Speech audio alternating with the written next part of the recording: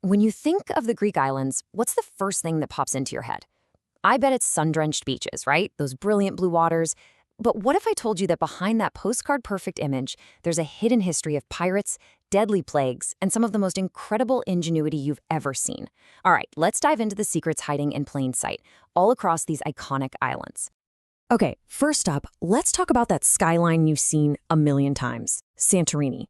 We all just assume those gleaming white buildings are for aesthetics, right? To look absolutely stunning against the Aegean Sea. But the real story is so much more dramatic. What was the real reason for all that brilliant white? And here is the reveal. Now, yeah, the white paint does reflect the sun's heat, but that's not why they started doing it. See, originally, the buildings were just plain stone color, which actually helped them blend into the hillside and, get this, hide from pirates. Then, later in the early 20th century, that white paint, which was made from limestone, was used as a powerful disinfectant to fight off deadly cholera outbreaks. So that beauty we all admire, it was actually born from pure survival. And that's just the story behind the color of the paint. The ingenuity of the people on these islands runs so much deeper. Their ability to adapt and actually harness their environment, well, that's where the story gets even more incredible. The people of the Greek islands have always had this amazing ability to make their environment work for them.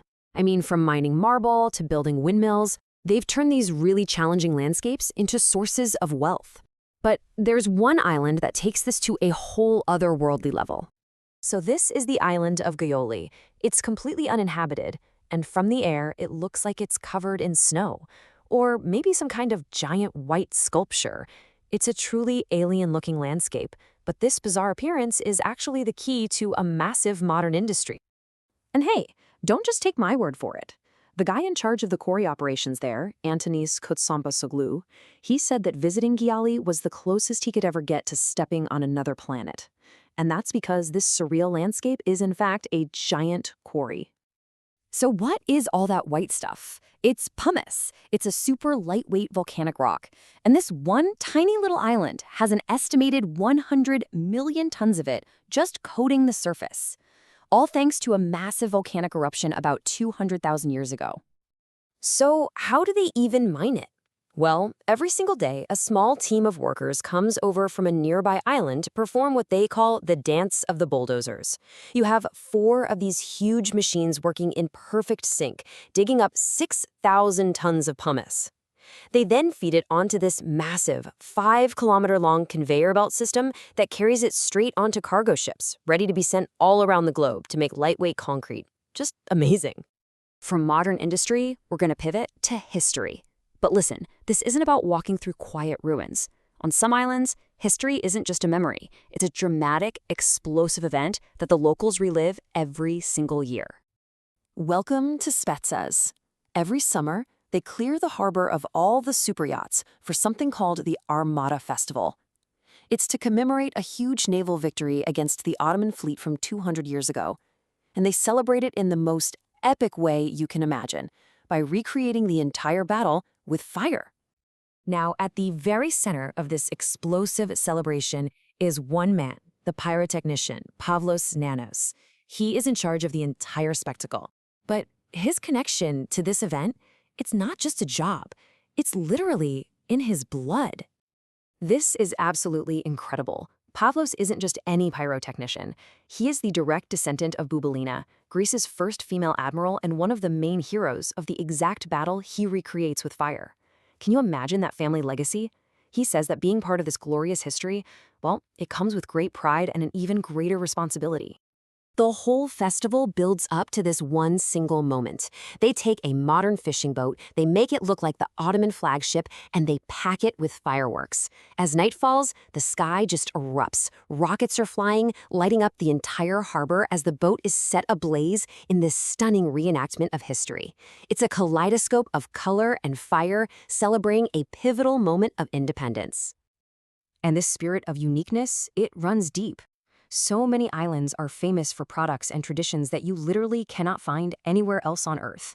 And each one is a story of adapting to what the land or the sea gives you. So take the island of Chios, for instance. It's the only place in the entire world that commercially produces mastic.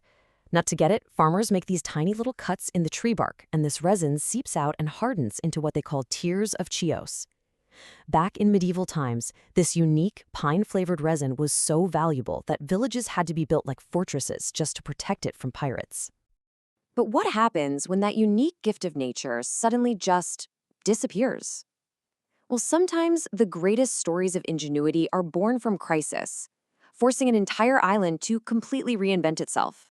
This is the amazing story of Kalymnos. For over 100 years, it was the sponge diving capital of the Mediterranean. But then, in the 1980s, a disease wiped out the sea sponges and the island's economy just collapsed. So what did they do? They looked up. They took their barren, unforgiving, rocky landscape and transformed the island into one of the world's top rock climbing destinations. They literally turned a crisis into a brand new beginning. So, as we pull back and look at all of this, what's the common thread that ties all of these hidden stories together? Well, it's a powerful and enduring spirit of resilience and pure ingenuity. You see, the real story of the Greek islands is so much more than what you see on a postcard. It's a story written in whitewash that was used for camouflage and disinfectant. It's a story of turning volcanic rock into a global commodity. It's history that literally explodes in the night sky, and it's a spirit that can look at total economic ruin and see a brand new future on the face of a cliff. Ultimately, the true magic of these islands isn't just in the scenery. It's in the people. It's in the spirit of people who have mastered the art of turning challenges into opportunities, thriving not just in spite of their environment, but because of it. And that really leaves us with a final thought. We've seen that behind some of the most famous landscapes in the world are these incredible, hidden stories of survival and innovation. And it makes you wonder, doesn't it? What secrets, what amazing stories of ingenuity are hiding right there in front of you, just waiting to be discovered?